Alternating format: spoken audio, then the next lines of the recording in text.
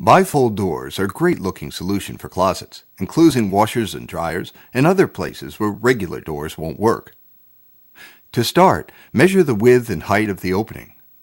Standard doors are 80 inches tall, but doors can be cut down if your opening is not a standard size. Review the instructions that came with your particular bifold doors. Following the instructions, install the header track. Center the track on the top of the opening. With a pencil, mark the screw holes. Some two-door kits have their own separate track, which you'll need to line up along the top of the casing. Using a drill bit that is one size smaller than your installation screws, drill guide holes at each mark. This will make it much easier to set the screws. Line up the header track and screw it in place. Checking the bifold instructions, slide the two top door pivot brackets into place so that the edge of the doors are 1/4 inch from the closet. Now, using a plumb bob, line up the bottom pivot so it is directly below the top pivot. Wall-to-wall carpeting will not provide a firm support for the bottom pivot. For installation on carpeting, you will need to first install a small wooden pad and then screw the bottom pivot to the wooden pad. Here's how. Cut a pad out from a small piece of wood so that it's a little longer than the bottom pivot and as deep as the carpet.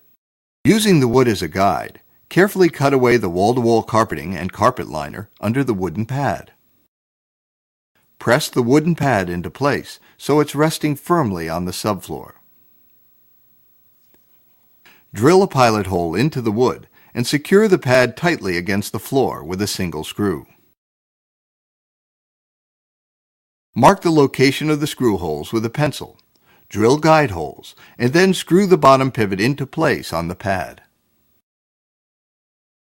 Next, locate the nylon or metal pivot pins for the top of each door. Insert the pins into the pre-drilled hole and gently tap them into place with a hammer.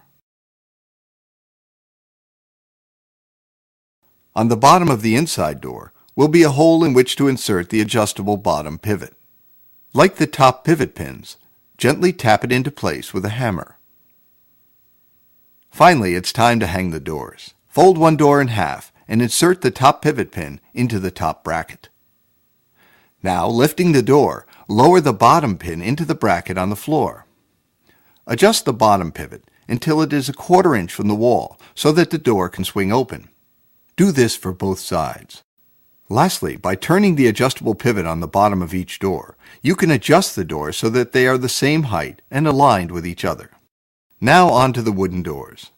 Mark the position in the middle of the outer edge of each door at a comfortable height off the floor. Drill a hole through the door that's the size of the doorknob fastener. Screw the fastener into place from the inside of the door, and then screw on the knob. On 4-door bifold sets, you install alignment brackets 18 inches off the floor to keep the doors aligned when they close. Simply screw one bracket to each inside door so that they interlock when the doors close.